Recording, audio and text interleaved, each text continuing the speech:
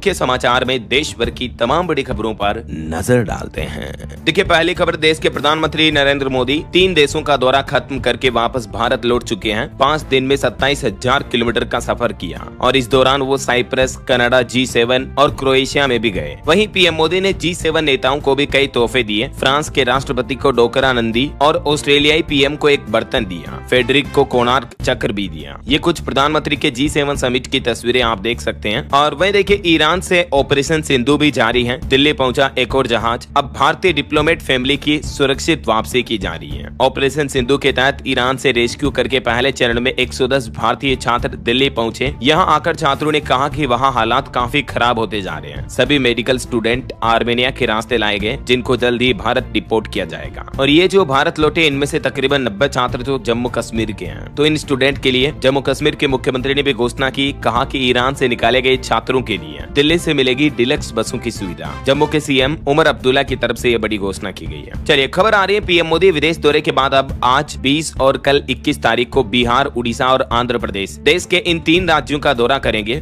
और अपने इस दौरे के दौरान कई विकास परियोजनाओं का शिलान्यास और उद्घाटन करेंगे। आज 20 तारीख को पीएम मोदी का बिहार और उड़ीसा में सार्वजनिक कार्यक्रम होगा इन 2 राज्यों में। और इस कार्यक्रम का शेड्यूल क्या रहेगा देख सकते हैं आप, कितनी बजे पीएम मोदी कहां जाएंगे। इस दरमियान बिहार में 8 कोच वाली एक नई वंदे भारत ट्रेन भी जो अभी पटना पहुंच चुकी है, उसको भी आज पीएम मोदी हरी झंडी दिखाएंगे। ये ट्रेन इस रूट पर चलेगी, जिससे कि बिहार वासियों को फायदा होगा। वहीं आज उत्तर प्रदेश के मुख्यमंत्री योगी आदित्यनाथ भी 20 जून को गोरखपुर लिंक एक्सप्रेसवे का उद्घाटन करेंगे। 92 किलोमीटर का नया सफर शुरू होगा। यूपी के अब तक के सबसे लंबे पूर्वांचल एक्सप्रेसवे से गोरखपुर को जोड़ने वाले इस 92 किलोमीटर लंबे एक्सप्रेसवे का लोकार्पण आज होगा। और वहीं दोस्तों, आज 20 तारीख को भी मानसून पकड़ेगा रफ्तार। तेज आंधी तूफान, भारी बारिश के साथ वज्रपात की भी चेतावनी है। मौसम विभाग की तरफ से बड़ा अलर्ट जारी किया गया। देश के कई राज्यों में IMD ने भारी बारिश और तापमान में बदलाव की चेतावनी दी है। आगे बताऊंगा मैं आपको और भी अलग अलग राज्यों का मौसम पूर्वानुमान। फिलहाल देखिए अगली खबर, देश की राष्ट्रपति द्रौपदी मुर्मू भी आज 20 जून को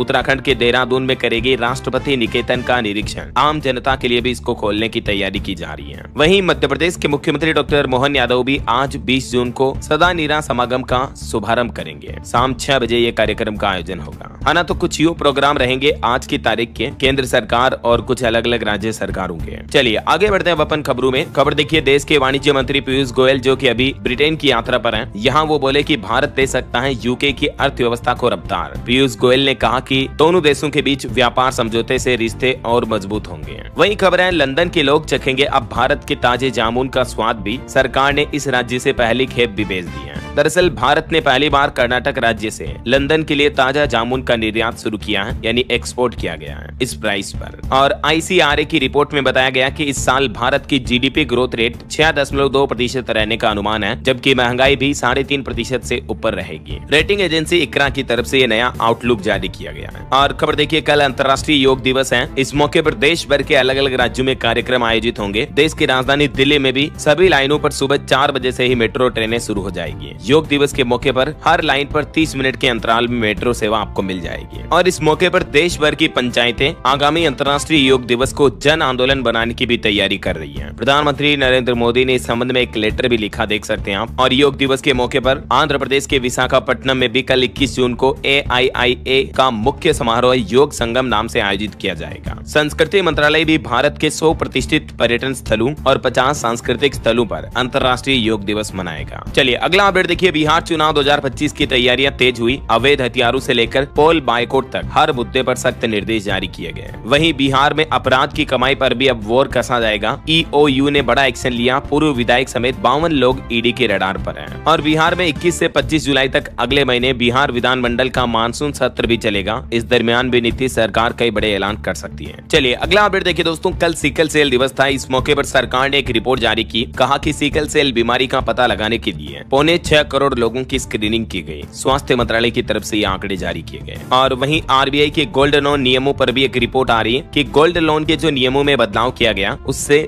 ऋणदाताओं के बिजनेस मॉडल में भी बड़ा बदलाव आ सकता है। जो बैंक्स वगैरह मतलब गोल्ड लोन देते हैं, वो भी अपने नियम बदल सकते हैं ऐसा। वहीं देखिए, भारत के लिए बड़े गर्व की बात, ब्लिट्ज सेमीफाइनल में दिव्या देशमुख ने दुनिया की नंबर 1 खिलाड़ी को हराया। पीएम मोदी ने भी इनको बधाई दी। मात्र 19 साल की उम्र अभी तो इनकी। दिव्या देशमुख इनका नाम है, जिन्होंने वर्ल्ड नंबर 1 प्लेयर एयर को हराया। वर्ल्ड टीम रैपिड और ब्लिट्ज चेस चैंपियनशिप में 3 मेडल जीते हैं। प्रधानमंत्री ने इनकी तारीफ की और कांग्रेचुलेशन भी बोला। ये देख सकते हैं आप, पीएम मोदी का ट्वीट भी है। चलिए अगली खबर देखिए। कनाडा ने भी ये बात मान ली है कि खालिस्तानी चरमपंथियों ने भारत के खिलाफ हमारी जमीन का इस्तेमाल किया। कनाडा की शीर्ष खुफिया एजेंसी की तरफ से ये रिपोर्ट जारी की गई। चलिए अगली बड़ी अच्छी खबर देखिए। केंद्र सरकार ने PMAY शहरी योजना के तहत 2,35,000 घरों के और निर्माण को मंजूरी दी। यूपी, बिहार समेत इन राज्यों में ये निर्माण होंगे। PMAY का मतलब प्रधानमंत्री आवास योजना शहरी 2.0 के तहत सरकार ने लगभग 2.5 लाख नए घरों के निर्माण को मंजूरी दी है। ये मंजूरी आवास एवं शहरी मामलों के मंत्रालय की तरफ से तीसरी बैठक में दी गई और इस मंजूरी के तहत देश के 9 राज्यों जिनमें उत्तर प्रदेश, बिहार, छत्तीसगढ़, गुजरात, मध्य प्रदेश, महाराष्ट्र, उड़ीसा और राजस्थान, साथ ही असम राज्य शामिल है। इन राज्यों के अलग अलग जिलों में नए घरों का निर्माण करवाया जाएगा। प्रधानमंत्री आवास योजना को 4 क्षेत्रों में बांटा है। इस बाबत डिटेल जानकारी भी आप देख सकते हैं। तो शहरी क्षेत्र में भी गरीब लोगों को अपना खुद का आवास घर मिल पाएगा, है ना। चलिए खबर आ रही, कर्नाटक में अब हर रोज 10 घंटे तक काम करेंगे IT कर्मचारी। सरकार वर्किंग आवर्स को बढ़ाने की प्लानिंग कर रही है। हालांकि एम्प्लॉइज का इस पर कहना कि ये मॉडर्न गुलामी होगी, लेकिन रिपोर्ट्स के मुताबिक कर्नाटक सरकार ओवर टाइम की लिमिट को बढ़ाकर 3 महीने में 144 घंटे करना चाहती है और IT सेक्टर के कर्मचारियों के लिए डेली वर्किंग आवर्स जो अभी 9 घंटे होता है उसको भी बढ़ाकर 10 घंटे करने की प्लानिंग कर रही है। डेक्कन हेराल्ड की रिपोर्ट के मुताबिक तो ओवर टाइम को मिलाकर ये सीमा 12 घंटे तक की जा सकती है। तो कर्मचारी सरकार के इस नए प्लान से खुश नहीं है। हाल ही में इस वर्किंग आवर्स के मुद्दे पर आपको पता होगा, इन्फोसिस के को-फाउंडर नारायण मूर्ति ने भी सप्ताह में 70 घंटे काम करने की सलाह दी थी देश के युवाओं को, है ना। चलिए अगली बड़ी खबर देखिए दोस्तों। रूस देश में अभी पूरी मंदी छाई हुई है। आम लोगों के लिए हालात भी मुश्किल है। आलू प्याज भी 2.5 गुना तक महंगे हुए हैं। वहाँ के इकोनॉमी मिनिस्टर बोले कि देश मंदी के करीब पहुंचा।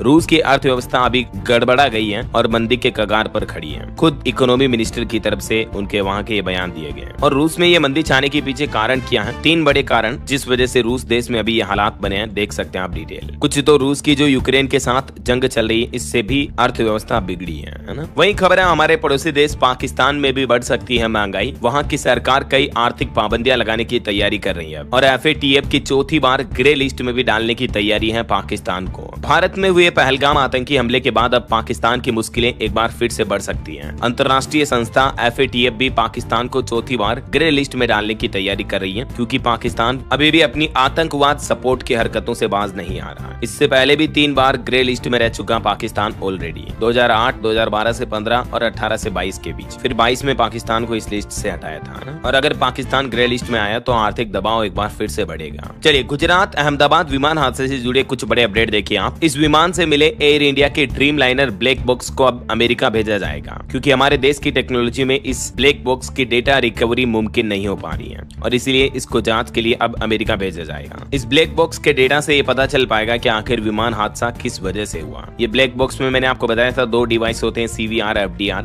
और वैसे दोस्तों इस विमान हादसे के बाद अब केंद्र सरकार ने एयरपोर्ट डायरेक्टर्स को भी 5 बड़े निर्देश दिए। यात्रियों की सुरक्षा, एयर स्ट्रिप, रनवे का ध्यान रखना इसमें शामिल है। सरकार की एयरलाइंस के साथ रेगुलर मीटिंग भी होगी। ये वो 5 पॉइंट्स आप देख सकते हैं जो सरकार की तरफ से जारी किए गए देश भर के एयरपोर्ट डायरेक्टर्स को, जो कि एयरलाइंस कंपनियों के लिए भी लागू होंगे, है ना। वहीं एक बड़ा खुलासा ये सामने आ रहा कि 3 महीने पहले बदला गया था विमान का इंजन। क्रैश हुए प्लेन को लेकर एयर इंडिया की तरफ से खुद ये बात का खुलासा किया गया है। वैसे तो अहमदाबाद विमान हादसे की असल वजह की जांच जारी है, लेकिन इस जांच से पहले एयर इंडिया के प्रबंधक की तरफ से ये अब खुलासा किया जा रहा है कि 3 महीने पहले ही तो इस प्लेन के इंजन को बदला था। तो क्या कहीं उसमें कोई बड़ी घोर लापरवाही रही? इस मुद्दे पर भी अब जांच हो रही है। और वहीं अहमदाबाद प्लेन क्रैश के बाद एक और नियम बदल दिया गया है। चलेगा बुलडोजर, ऐसे मकान निशाने पर आएंगे। दरअसल एयरपोर्ट के संचालन में बाधा डालने वाली इमारत या पेड़ के मालिक को अब DGCA यानी नागरिक उड्डयन महानिदेशक या किसी अधिकृत अधिकारी से आदेश प्राप्त करने के 60 दिनों के अंदर अंदर इसे ध्वस्त करना होगा या तो फिर इसकी ऊंचाई कम करनी होगी। ये नए नियम जारी किए हैं एयर इंडिया प्लेन क्रैश के बाद नागरिक उड्डयन मंत्रालय की तरफ से। और वहीं दोस्तों इस हादसे के बाद एयर इंडिया ने एक और बड़ा फैसला लिया। कंपनी की 15% उड़ानों में कटौती कर दी गई है। ये उड़ानें 21 जून से 15 जुलाई तक रद्द रहेगी, जिससे कई अंतर्राष्ट्रीय मार्गों पर असर पड़ेगा। एयर इंडिया का कहना कि ये फैसला दुखद है लेकिन जरूरी है। प्लेन क्रैश के बाद एयर इंडिया की तरफ से 15% उड़ानों को अस्थायी रूप से कटौती करने का यानी कम करने का ऐलान किया गया है। वहीं खबर है अहमदाबाद प्लेन क्रैश के 7 दिन बाद मिला पायल का शव। परिजनों ने गोगुंदा लाकर अंतिम संस्कार किया। पायल खटीक जो कि राजस्थान उदयपुर की लड़की थी जो लंदन पढ़ाई के लिए जा रही थी। वहीं एयर इंडिया को बिना जांचे एयरबस उड़ाने पर भी DGCA ने चेतावनी दी और कहा कि प्लेन में अनवेरिफाइड इमरजेंसी इक्विपमेंट मिले हैं और इसका रजिस्ट्रेशन भी काफी पुराना है। कुल मिलाकर इस हादसे की घटना के बाद अब सरकार भी विमानन कंपनियों पर शिकंजा कसने जा रही है ना। चलिए अगली खबर देखिए। दिल्ली हाईकोर्ट जज के घर 500 के जो नोट के बंडल मिले, उस मामले पर खबर आ रही है कि स्टोर रूम पर जज के परिवार का ही कंट्रोल था, जहां से ये नोटों के जले हुए बंडल मिले थे। जांच पैनल ने प्रस्ताव दिया कि जस्टिस वर्मा को हटाया जाए। 64 पेज की एक रिपोर्ट भी सामने आई। वहीं देखिए, देश में चल रहे भाषा विवाद के बीच गृह मंत्री अमित शाह बोले कि देश में अंग्रेजी बोलने वालों को जल्द ही शर्म आएगी। ऐसे समाज का निर्माण दूर नहीं है। हमारे देश की भाषाओं के बगैर हम भारतीय नहीं हैं। अभी एक दिन पहले आपको पता होगा, जो महाराष्ट्र के मुख्यमंत्री ने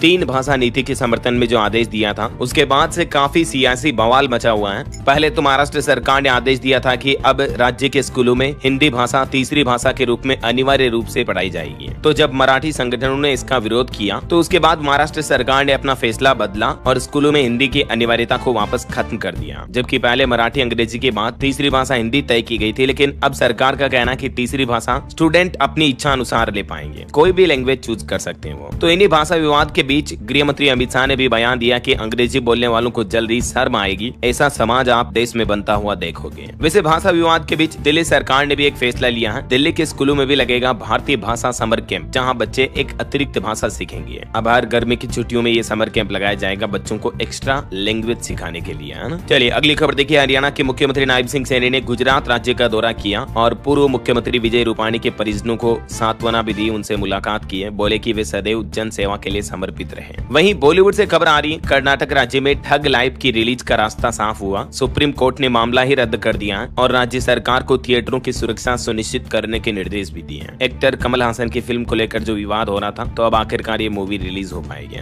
वहीं खबर आ रही है, देश के 4 राज्यों की 5 विधानसभा सीटों पर वोटिंग खत्म हुई। सबसे ज्यादा मतदान केरल राज्य में हुआ। ये विधानसभा सीटों पर उपचुनाव हुए थे 4 राज्यों में। केरल की नीलाम्बूर सीट पर सबसे ज्यादा 70% वोटिंग हुई और गुजरात की दोनों सीटों पर 54% मतदान हुआ। ये वो 5 विधानसभा सीटें हैं जहां पर उपचुनाव हुए चारों राज्यों की। ये उपचुनाव संपन्न हो चुके हैं। गुजरात, केरल, पंजाब और पश्चिम बंगाल, इन चारों राज्यों के इन सीटों पर ये चुनाव हुए हैं ना। और इधर बिहार की राजनीति से खबर देखिए। पार्टी से निकाले जाने के बाद अब तेज प्रताप ने सोशल मीडिया पर चेतावनी दी। ट्विटर पर उन्होंने लिखा कि मेरी भूमिका सुप्रीम कोर्ट तय करेगा, पार्टी और परिवार नहीं। उन्होंने लिखा कि मेरी खामोशी को कमजोरी मत समझना। और तेज प्रताप ने ट्विटर पर ये पोस्ट भी शेयर की, देख सकते हैं आप। वहीं इधर लालू यादव बोले कि आरएसएस और नीतीश को हटाओ, तेजस्वी को सीएम बनाओ। आरजेडी की ये मीटिंग हुई, इसमें राबड़ी ने पीएम मोदी पर भी तंज कसा और कहा कि जो अकेले रहता है वह परिवार क्या जाने। चलिए खबर आ रही, पंजाब समेत देश के 6 राज्यों में ईडी की रेड खत्म हुई। मेडिकल नशे पर 24 घंटे चली सर्च, दस्तावेज व अन्य सामान भी कब्जे में लिए गए। वहीं देखिए बड़ी खबर, 1 जुलाई से छत्तीसगढ़ राज्य में प्रति यूनिट 20 पैसे बिजली की दरें बढ़ जाएगी, यानी बिजली बिल महंगा हो जाएगा अगले महीने जुलाई से ही। 4000 करोड़ का घाटा जनता से वसूलने का सरकार ने नया प्रस्ताव तैयार किया। तो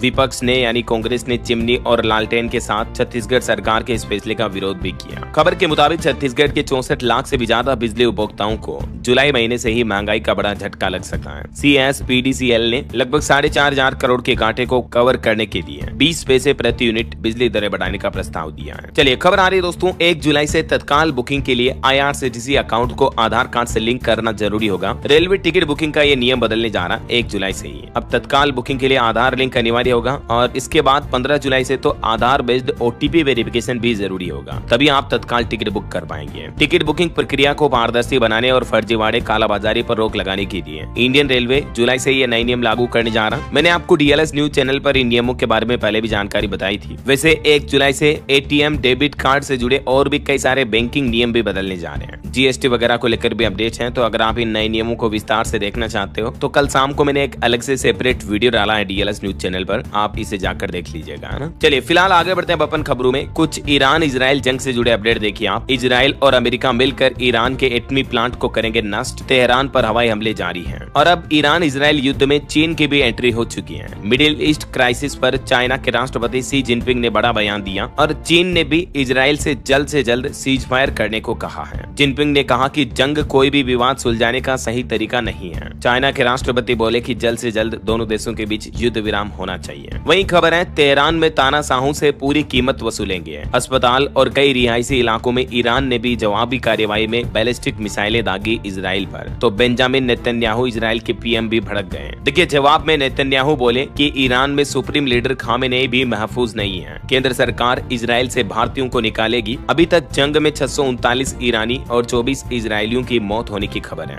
जो दोनों देशों के बीच लगभग सप्ताह भर से जो जंग चल रही है तेजी से, उस पर ये आंकड़े आ रहे हैं। और देखिए इजराइल के हमले की जवाबी कार्रवाई में अब ईरान ने भी काउंटर अटैक किया। इजराइल के कई शहरों में मिसाइल दागी, 1000 बेड वाला एक बड़ा अस्पताल भी ध्वस्त कर दिया। इजराइल पर ईरान ने बैलिस्टिक मिसाइलों से हमला किया, जिसमें सोरोका मेडिकल सेंटर को निशाना बनाया गया और इस हमले से अस्पताल की बिल्डिंग को बड़ा नुकसान हुआ है। वहीं खबर है इजराइल से जंग के बीच ईरान के विदेश मंत्री का भी बड़ा बयान सामने आ रहा। उन्होंने कहा कि जिनेवा की परमाणु वार्ता में वो भी शामिल होंगे। खबर है कि ईरान का एटमी प्लांट तबाह करना भी इतना आसान नहीं है। जमीन से 295 फीट नीचे बनी फोर्डो लैब केवल अमेरिकी विमान और बम से ही हमला मुमकिन है, वरना इजराइल के पास अभी तक कोई ऐसा एडवांस टेक्नोलॉजी वाला हथियार नहीं है जो ईरान के इन अंडरग्राउंड परमाणु सेंटर को तबाह कर सके। समझ रहे हो? वहीं खबर आ रही है अमेरिकी राष्ट्रपति डोनाल्ड ट्रंप ने पाकिस्तान आर्मी चीफ से बंद कमरे में मुलाकात की। आसिम मुनीर बोले कि अमेरिकी राष्ट्रपति को नोबेल प्राइज मिलना चाहिए। उन्होंने भारत पाकिस्तान संघर्ष रुकवाया। कहीं न कहीं देखा जाए तो अमेरिका का झुकाव अब पाकिस्तान की तरफ ज्यादा दिख रहा, जबकि राष्ट्रपति ट्रंप अपनी इस नई सरकार में लगातार भारत विरोधी बयान भी देते आ रहे हैं। और ईरान इजराइल युद्ध के बीच भारत सरकार ने जो ऑपरेशन सिंधु चलाया है, इसके तहत ईरान में फंसे हुए भारतीय स्टूडेंट को वापस हमारे देश लाया जा रहा। तो इस ऑपरेशन में ईरान के बाद अब इजराइल की बारी, तेल अवीव से भी निकाले जाएंगे भारतीय छात्र। मतलब इजराइल में भी जो इंडियन स्टूडेंट फंसे हुए हैं उनको भी वापस भारत लाया जाएगा, है ना। तो दुनिया भर में जो ये जंगी हालात चल रहे हैं, अशांति बनी हुई है, इस बीच ग्लोबल पीस इंडेक्स 2025 की रिपोर्ट भी जारी हुई है। इस रिपोर्ट में पता चला कि दुनिया भर में अशांति बढ़ती जा रही है। इस साल 2025 में दूसरे विश्व युद्ध से भी खराब हालात होंगे। देखिए रिपोर्ट में डेटा जारी किए गए। दुनिया भर में जारी उथल फुथल और जंग के माहौल के बीच ये समझना काफी दिलचस्प है कि दुनिया के देश पिछले वर्षों की तुलना में कितने सुरक्षित या कितने असुरक्षित हुए हैं। वहाँ समय के साथ शांति आई है या फिर वे और अशांत होते चले गए। और इसी बिंदु पर ये ग्लोबल पीस इंडेक्स 2025 की लेटेस्ट रिपोर्ट जारी की गई, जिसमें दिलचस्प डेटा सामने आए हैं। सबसे पहले तो ये डेटा देखिए आप, इस ग्लोबल पीस इंडेक्स में दुनिया के 5 सबसे असुरक्षित देश कौन कौन से हैं, जिसमें नंबर 1 पर है अफगानिस्तान, जहां अभी तालिबान का राज है। दूसरे नंबर पर यमन, सीरिया, साउथ सुडान और इराक। देखा जाए तो ज्यादातर मुस्लिम कंट्री जो है वो असुरक्षित है सबसे ज्यादा। और दुनिया के 5 सबसे सुरक्षित देश की अगर बात करें तो नंबर 1 पर है आइसलैंड, दूसरे नंबर पर आयरलैंड, तीसरे नंबर पर न्यूजीलैंड, चौथा ऑस्ट्रेलिया और 5वां स्विट्जरलैंड, जो दुनिया के सबसे सुरक्षित देश हैं अभी, जहां सबसे ज्यादा शांति है, लड़ाई झगड़े युद्ध जंग कुछ भी नहीं होते हैं। समझ रहे हो? और बात करें भारत और पाकिस्तान में कौन बेहतर है, तो इस सूची में पाकिस्तान 144वें नंबर पर है, जबकि भारत का नंबर भी 115वें पर है। तो आप खुद ही अंदाजा लगा सकते हैं कि पाकिस्तान से तो कितना बेहतर है भारत शांति के मामले में, है ना। जबकि अमेरिका का स्थान भी इसमें 128वें नंबर पर रहा, यानी भारत की रैंकिंग अमेरिका से भी काफी बेहतर स्थिति में है। तो ये हमारे देश के लिए एक अच्छी बात है ना। और इस बीच अगली बड़ी खबर आ रही है कि 4 जुलाई तक बंद रहेगा पाकिस्तान का रहीम यार खान एयरबेस भी है, जिसको भारत ने तबाह कर दिया था ऑपरेशन सिंदूर के दौरान। ओके, और चलिए कोरोना वायरस से जुड़ी कुछ बड़ी खबरें देखते हैं दोस्तों। देखिए देश में कोरोना से 116 मौतें हुई मई जून में टोटल। अभी 6000 एक्टिव केस चल रहे हैं। बीते 24 घंटों में 500 मरीज ठीक हुए, जबकि 3 लोगों की मौतें भी हुई। ये भारत के मानचित्र में आप देख सकते हैं। अभी भारत में कुल एक्टिव केस की संख्या अब दिनों दिन कम होती जा रही है, जो कि एक अच्छी बात है। अब 5976 ही रह गई है, जबकि ये आंकड़ा 7-8 तक पहुंच चुका था, है ना। ओके, और सोनम राजा हत्याकांड से जुड़े कुछ अपडेट देखिए। रिपोर्ट्स में पता चला है कि सोनम और राज के बीच 21 दिन में 234 कॉल हुए थे। मेघालय पुलिस की पूछताछ में आखिरकार सोनम ने अपना जुर्म कबूला। दोनों के बीच 1-1 घंटे तक बात होती थी रोजाना। राजा मर्डर केस में अभी सोनम और राज दोनों को 2 दिन और पुलिस रिमांड पर भेज दिया गया है। बाकी 3 आरोपी 14 दिन की न्यायिक हिरासत में रहेंगे। और शिलोंग पुलिस के एसपी बोले कि 90 दिन से पहले इस केस की चार्जशीट बनाएंगे। वहीं उत्तराखंड में भी देखिए एक और सोनम जैसा मामला सामने आया। पत्नी ने प्रेमी के साथ मिलकर पति की हत्या कर दी। हस्बैंड की एक आदत से परेशान थी वाइफ। बताया जा रहा है कि प्रेम संबंध और संपत्ति विवाद के चलते एक महिला ने अपने ही पति की हत्या करवा दी। अभी एक दिन पहले मैंने आपको राजस्थान अलवर का भी कुछ ऐसा ही मामला बताया था। आए दिन कई ऐसे मामले सामने आते रहते दोस्तों। आपकी क्या राय और विचार है समाज के इन केसेज पर, कमेंट करके बताइएगा जरूर। और फिलहाल आगे बढ़ेंगे अपन खबरों में, लेकिन इससे पहले आज के मौसम समाचार पर नजर डाल लेते हैं। और हाँ, एक छोटी सी गुजारिश आपसे ये है कि अगर आप DLS न्यूज चैनल से अभी तक भी जुड़े नहीं हो तो जुड़ जाइए। चैनल को सब्सक्राइब करके बेल आइकन जरूर दबा दीजिएगा और इस वीडियो पर एक लाइक और शेयर भी कर देना, ताकि आपको रोजाना की ताजा खबरें, महत्वपूर्ण मुख्य समाचार, काम के न्यूज अपडेट सबसे पहले आपके मोबाइल पर मिलते रहेंगे। ओके, और चलिए बिना टाइम वेस्ट किए सीधा आगे बढ़ते हैं मौसम अपडेट में। तो देखिए मौसम विभाग की तरफ से देश के कई राज्यों में भारी बारिश का अलर्ट जारी किया है। जमकर बरसेंगे बादल। यूपी, बिहार समेत देश के 20 राज्यों में भारी बारिश की चेतावनी। पंजाब और राजस्थान के लिए भी अलर्ट जारी हुआ। मौसम विभाग का कहना है कि अब गर्मी के तेवर ठंडे पड़ेंगे। देश की राजधानी दिल्ली में भी अगले 4 दिन बारिश होगी। मौसम विभाग ने येलो अलर्ट जारी किया है। और वैसे दिल्ली में तो सरकार का प्लान है, पहली बार राजधानी में आर्टिफिशियल बारिश भी करवाई जाएगी। IMD ने भी इसको मंजूरी दे दी है। आर्टिफिशियल बारिश यानी कृत्रिम बारिश होगी। इस पायलट प्रोजेक्ट को भारतीय मौसम विज्ञान विभाग ने दिल्ली सरकार की इस प्लानिंग को मंजूरी दे दी है।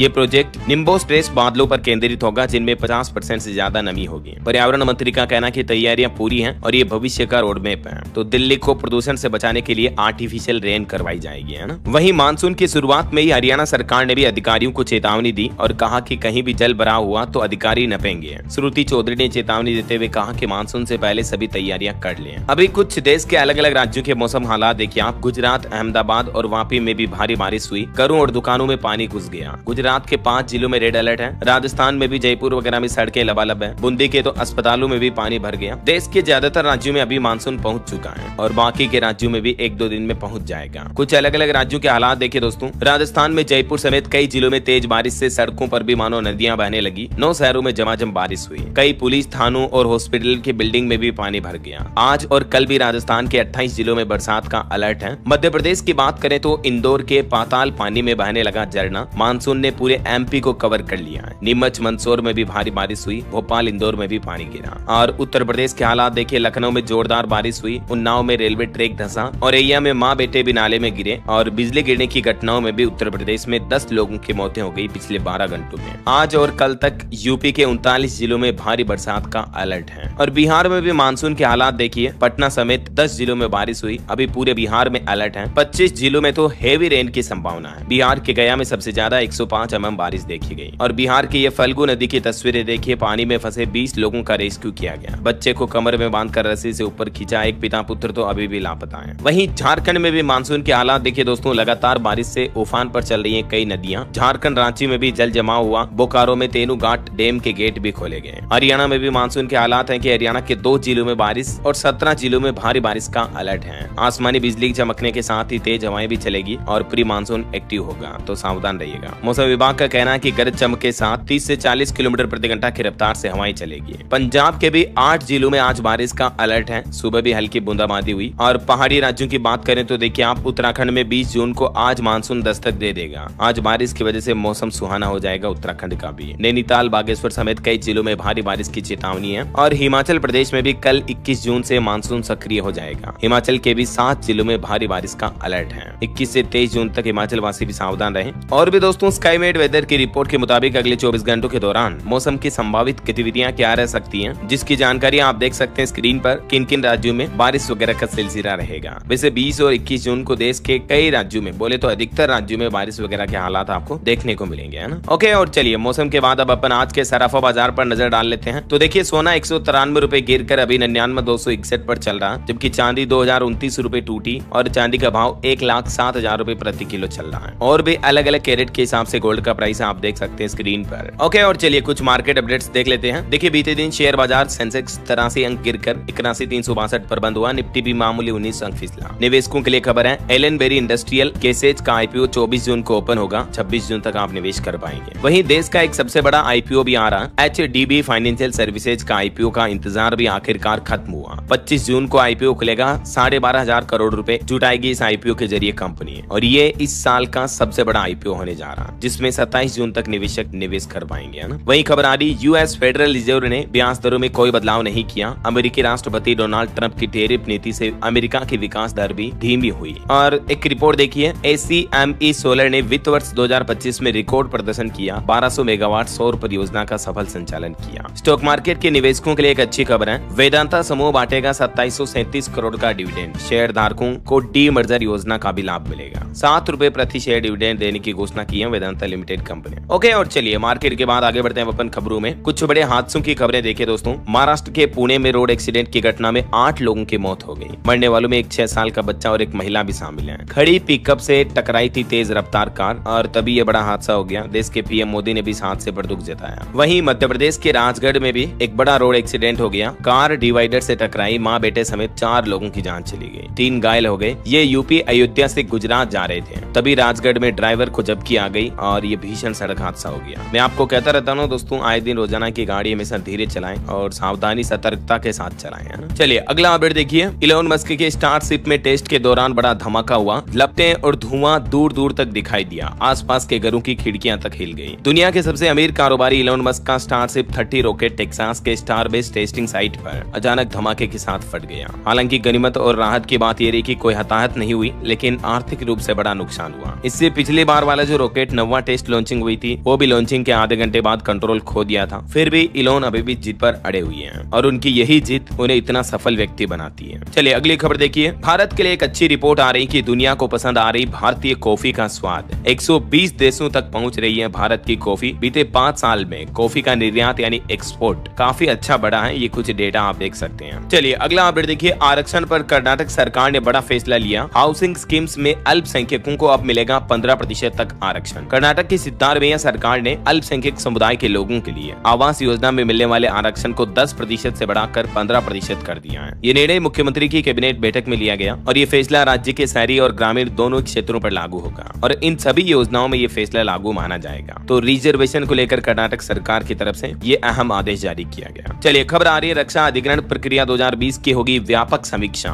रक्षा मंत्रालय ने इस संबंध में उच्च स्तरीय समिति भी गठित की है। रक्षा मंत्रालय का ये कदम न केवल रक्षा खरीद प्रणाली को आधुनिक और व्यावहारिक बनाएगा, बल्कि इससे हमारे देश के स्वदेशी रक्षा निर्माण को भी बढ़ावा मिलेगा। वहीं खबर है रासायनिक युद्ध व जैविक खतरों से निपटने की भी ट्रेनिंग दे रहा CISF। 380 फायर कर्मियों को मिला प्रशिक्षण। घनी आबादी वाले क्षेत्रों में इस तरह की आपदाओं से निपटने के लिए ट्रेनिंग दी जा रही है। और ऑपरेशन सिंदूर के बाद सरकार की एक और नई पहल देखिए। अब रेलवे स्टेशन पर होगा सेना के जवानों का सम्मान। प्लेटफॉर्म पर सैनिकों के बैठने के लिए रिजर्व होगी सैनिक सम्मान चेयर भी। इस तरह से आर्मी ड्रेस के लुक में ही सैनिक सम्मान चेयर लगाई जाएगी। देश के अलग अलग रेलवे स्टेशनों पर। लखनऊ से इसकी शुरुआत हो चुकी है। और रेलवे से एक और अपडेट आ रहा कि वंदे भारत में मुजफ्फरपुर से पाटलिपुत्र का किराया 840 रुपए होगा। गोरखपुर के लगेंगे 790 रुपए। यूपी बिहार के बीच जो ये नई वंदे भारत ट्रेन शुरू होने जा रही है, इसको लेकर रेलवे ने किराया जारी किया। और खबर है उत्तर प्रदेश में ड्राइविंग लाइसेंस मिलने की प्रक्रिया भी तेज हुई। अब पेपरलेस, फेसलेस और केसलेस सिस्टम से ड्राइविंग लाइसेंस बनाया जाएगा। यूपी के कुछ और अपडेट देखिए आप। उत्तर प्रदेश में खत्म हुआ TET पास शिक्षा मित्रों का 24 दिन से चल रहा धरना। मुख्यमंत्री के OSD से मिलने के बाद फैसला लिया गया। वहीं यूपी के CM योगी आदित्यनाथ के निर्देश पर प्रदेश के सभी 75 जिलों से 30 जून तक भेजे जाएं सड़कों और पुलों के प्रस्ताव भी है। CM योगी ने सभी अधिकारियों और जिला अधिकारियों को ये निर्देश जारी किया। और प्रदेश वासियों को एक और बड़ी सौगात मिली। शुरू होने जा रहा 594 किलोमीटर लंबा गंगा एक्सप्रेसवे भी है और इस पर टोल की भी दरें तय की जा चुकी हैं। जल्दी इस एक्सप्रेसवे पर वाहन फराठा बनेंगे और इस एक्सप्रेसवे पर टोल का प्राइस क्या होगा, जिसकी डिटेल भी आप देख सकते हैं। ये इतना लंबा एक्सप्रेसवे जो है, ये उत्तर प्रदेश के 12 जिलों से होकर गुजरेगा। इन सभी जिलों के लोगों को इस नए एक्सप्रेसवे से बड़ी राहत मिलेगी। देख सकते हैं आप डिटेल, है ना। चलिए अगली खबर आ रही है। भारत में ही बनेगा 5वीं पीढ़ी के स्टील्थ फाइटर जेट। रक्षा मंत्रालय ने इसको लेकर आवेदन भी मांगे हैं, टेंडर जारी किया। अब इस नई जनरेशन के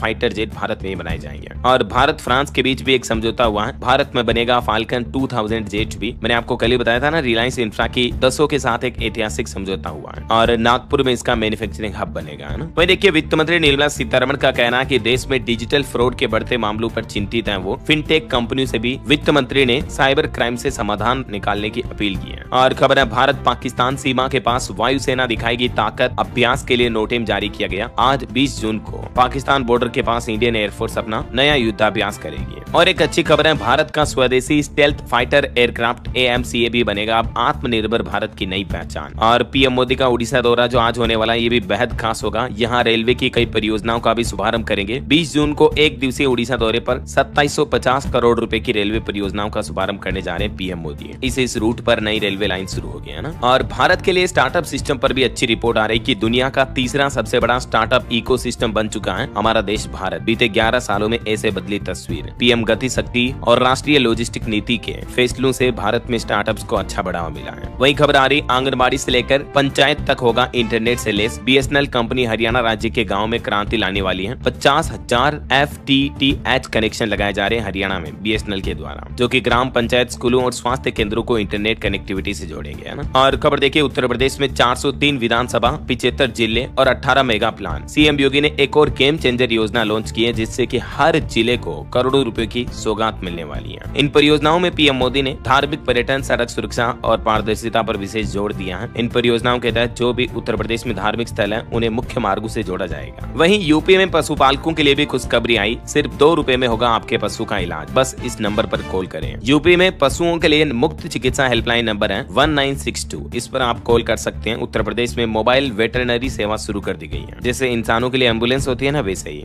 और इस योजना के तहत किसानों का इलाज करने का खर्च मात्र 2 से 10 रुपए तक आएगा। एक कॉल पर वेटरनरी टीम आपके घर तक पहुंचेगी, दवा भी वैन से ही मिलेगी, डॉक्टरों की टीम आपके पशु की संपूर्ण देखभाल करेगी। इस योजना का लाभ कैसे लेना है? सिंपली आपको अपने मोबाइल से टोल फ्री नंबर डायल करना है और आपके घर तक वेटरनरी वैन सेवा पहुंच जाएगी। वही खबर है, प्रधानमंत्री नरेंद्र मोदी आज बिहार के भी हजारों लोगों को पक्के मकान की सौगात देंगे, चाबियां सौंपेंगे। 20 जून को जो आज पीएम मोदी का बिहार दौरा होने जा रहा है, इस दौरान वो 5,736 करोड़ रुपए की 22 परियोजनाओं की सौगात देंगे। इसमें पाटलिपुत्र गोरखपुर वंदे भारत ट्रेन भी शामिल है, जिसका किराया वगैरह मैंने आपको बताया था अभी, है ना। चलिए खबर आ रही है, यूपी लखनऊ में IT सिटी होगी सबसे खूबसूरत, बनेंगे 10 सेक्टर और रहने के 5000 प्लॉट भी हैं। लखनऊ को भी IT सिटी के रूप में विकसित करने के लिए ये नई परियोजना शुरू की गई है। और खबर देखिए, उत्तराखंड में बीते 48 दिन की केदारनाथ यात्रा में 300 करोड़ का कारोबार हुआ। प्रतिदिन 24,000 से भी ज्यादा श्रद्धालु दर्शन के लिए पहुंच रहे हैं। और अमरनाथ यात्रा में भी नई पहल की गई, पवित्र गुफा और यात्रा रूट पर होंगे मौसम निगरानी केंद्र, जिससे कि यात्रियों को वहां के मौसम के ताजा अपडेट मिलते रहेंगे। वहीं छत्तीसगढ़ हाईकोर्ट ने एक बड़ा फैसला सुनाया। हाईकोर्ट ने टिप्पणी करते हुए कहा कि पति मानकर लंबे समय तक बनाए गए शारीरिक संबंध दुष्कर्म नहीं माने जा सकते हैं। कोई भी महिला किसी पुरुष के साथ अगर लंबे समय तक संबंध बनाती है तो फिर वो दुष्कर्म के आरोप नहीं लगा सकती है। एक ऐसे रेप केस के मामले की सुनवाई करते हुए छत्तीसगढ़ हाईकोर्ट की तरफ से यह बड़ा फैसला सुनाया गया। और खबर है, आज 20 जून को झारखंड कैबिनेट बैठक भी होने जा रही, कई महत्वपूर्ण फैसलों पर मुहर लग सकती है। वही देखिए, छत्तीसगढ़ में 400 करोड़ की लागत से बनेगा राष्ट्रीय फोरेंसिक विज्ञान विश्वविद्यालय का नया कैंपस भी। उप मुख्यमंत्री शर्मा की तरफ से बड़ी घोषणा की गई। और एक बड़ी चौंकाने वाली रिपोर्ट सामने आ रही कि स्विस बैंकों में 3 गुना तक बढ़ा भारतीय लोगों का पैसा, ग्राहकों की जमा राशि में 11% तक का उछाल आया। 2023 के बाद 2024-25 में स्विस बैंक में इंडियन लोगों की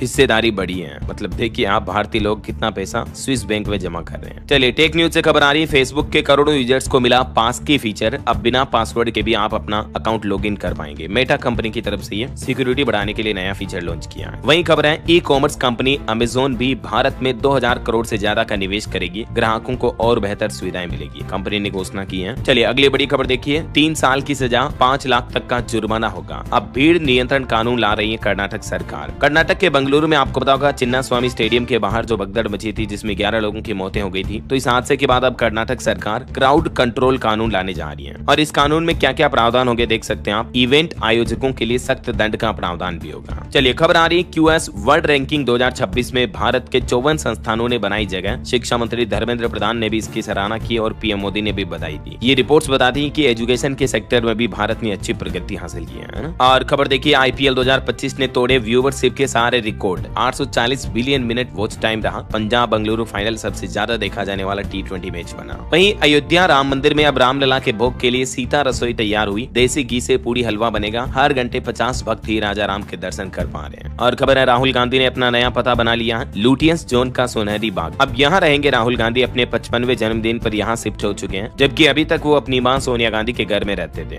चलिए खबर आ रही है, हरियाणा में मुख्यमंत्री आवास योजना शहरी के 2927 पात्रों को मिलेंगे प्लॉट। ऑनलाइन बुकिंग भी शुरू हो चुकी है। हरियाणा गवर्नमेंट के ऑफिशियल पोर्टल के माध्यम से आप बुकिंग करवा सकते हैं। और देखिए, उत्तर प्रदेश के सभी जिलों में बनेंगे जिला आपदा प्रबंधन प्राधिकरण के भवन भी। SDRF और SDMF के नियमों में भी बदलाव होगा। यूपी सरकार की तरफ से मानसून से पहले ये बड़ा निर्देश जारी किया गया। वहीं उत्तर प्रदेश में उद्योगों की मांग पर तैयार होंगे पॉलिटेक्निक के कोर्स भी। ODOP को भी तकनीकी शिक्षा से जोड़ने की तैयारी कर रही है यूपी सरकार। और देखिए, ग्रेटर नोएडा प्राधिकरण में इलेक्ट्रिक ऑफिस सुविधा शुरू हुई। ई ऑफिस मतलब अब सब कुछ ऑनलाइन होगा, कागजी कार्यवाही कम होगी, है ना। और खबर है, पुणे सड़क हादसे की घटना पर पीएम मोदी ने राष्ट्रीय राहत कोष से मृतकों के परिजनों को 2-2 लाख रुपए का मुआवजा देने की घोषणा की है। वहीं केंद्र सरकार ने सभी तेल कंपनियों को निर्देश जारी किए। कहा कि खाद्य तेल की कीमतों में कटौती का लाभ उपभोक्ताओं तक पहुंचना चाहिए। और योग दिवस के मौके पर पीएम मोदी ने अपील की है। कहा कि गांव-गांव में योग को समर्थन मिला। One earth one health theme बनी दिशा। एक रिपोर्ट सामने आ रही है कि भारत में निर्यात से बढ़ेगी मांग। हरित हाइड्रोजन की खपत 1.1 MMT तक पहुंचने की संभावना है। वहीं देखिए, आंध्र प्रदेश के मंत्री नारा लोकेश की ब्रिटेन के पूर्व प्रधानमंत्री टोनी ब्लेयर से भेंट हुई, मुलाकात हुई। कई महत्वपूर्ण मुद्दों पर चर्चा हुई। और IA की रिपोर्ट में बताया गया कि दुनिया का तीसरा सबसे तेज बिजली उत्पादन करने वाला देश बन चुका है हमारा देश भारत। भारत और फ्रांस के बीच 8वां संयुक्त सैन्य अभ्यास शक्ति नाम से फ्रांस के ला कैवेलरी में शुरू हुआ। और खबर है एडिडास कंपनी ने फुटबॉल क्लब से किया 4062 करोड़ का करार। 2037 तक के लिए साझेदारी हुई है इस फुटबॉल क्लब के साथ। टीवीएस मोटर ने भी iQube के साथ इंडोनेशियाई इलेक्ट्रिक दोपहिया बाजार में प्रवेश किया। और भारत के लिए एक बड़े गर्व की बात देखिए, कैंसर के उपचार में भारत ने एक बड़ी सफलता हासिल की है। वैज्ञानिकों ने विकसित की नैनो कप संरचना वाली थेरेपी तकनीक। और यह तकनीक क्यों चर्चा में है, इससे भारत कैंसर के इलाज में एक कदम और नजदीक पहुंच चुका है। देख सकते हैं आप डिटेल। वहीं खबर देखिए, वरिष्ठ पत्रकार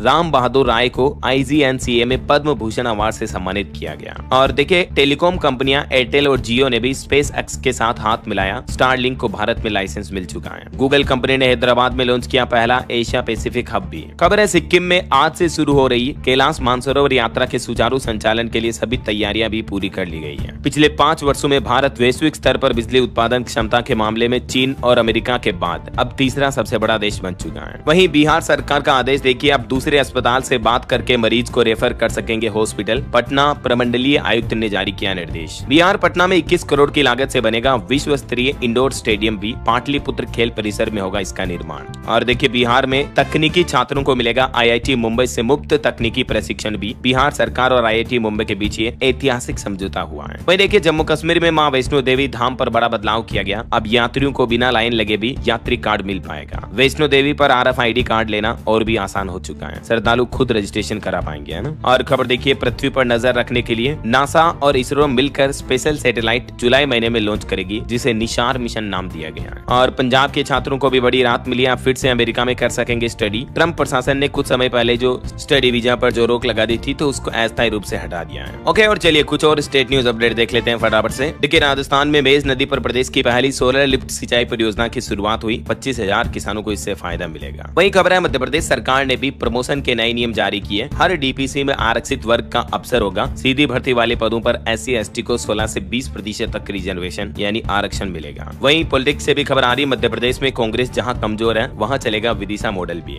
और मध्य प्रदेश में लाडली बहनों को दिवाली से पहले मिलेंगे 1500 रुपए हर महीना। मुख्यमंत्री ने कहा कि संकल्प है, डंके की चोट पर पूरा करेंगे। 2028 में तो इस योजना में 3-3 हजार रुपए देंगे। और MP कैबिनेट की एक बैठक का आयोजन ग्वालियर में भी होगा। खूब लड़ी मर्दानी महानाट्य और मेले के लिए भी 5 लाख रुपए मिलेंगे। मध्य प्रदेश उज्जैन में भी सिंहस्थ के लिए हाईटेक बनेंगे 4 स्टेशन। और MP में UPS योजना का विकल्प चुन सकेंगे MP कैडर के IAS भी। नेशनल पेंशन स्कीम से बदलाव के लिए 30 जून तक देना होगा प्रस्ताव। मध्य प्रदेश के मुख्यमंत्री डॉक्टर मोहन यादव भी 28 जून को तंदरोआ धाम जाएंगे। और अंतर्राष्ट्रीय योग दिवस के मौके पर भी MP में पहली बार राजवाड़ा पर होगा सामूहिक योग का आयोजन। केंद्रीय मंत्री ज्योतिरादित्य सिंधिया भी कार्यक्रम के मुख्य अतिथि होंगे MP इंदौर में। चलिए छत्तीसगढ़ के कुछ अपडेट देखिए। आप मेडिकल स्टोर्स में CCTV लगाना अनिवार्य होगा। और छत्तीसगढ़ सरकार ने फिर से नोटिस जारी किया, राशन कार्ड धारकों को 30 जून तक eKYC करना भी जरूरी है। वही देखिए, छत्तीसगढ़ में स्कूली बच्चों को मिलेगा सुरक्षित मध्याह्न भोजन। 203 रसोइयों का खाद्य सुरक्षा प्रशिक्षण भी किया गया कोंडागांव में। और रेलवे से खबर आ रही, SCCR जगन्नाथ रथ यात्रा के लिए भी चलाएगा स्पेशल ट्रेन। वहीं छत्तीसगढ़ रायपुर और बिलासपुर बने कोविड के हॉटस्पॉट। 10 में से 75% मरीज इन्हीं 2 जिलों में आ रहे हैं। और खबर देखिए, यूपी लखनऊ में राजकीय स्कूलों के शिक्षकों का निदेशालय में प्रदर्शन देखने को मिला। हरियाणा रोडवेज कर्मचारियों ने भी अपनी हड़ताल समाप्त कर ली है। पंजाब चंडीगढ़ हाउसिंग बोर्ड योजना पर जल्द ही फैसला करेगा। हिमाचल कांगड़ा में ट्रैकिंग के लिए नए नियम बनाए गए। अब एक गाइड के साथ में सिर्फ 10 ट्रैकर्स जा सकेंगे। रजिस्ट्रेशन और GPS ट्रैकिंग अनिवार्य होगी। ओके, और चलिए कुछ एजुकेशनल अपडेट्स देख लेते हैं फटाफट से।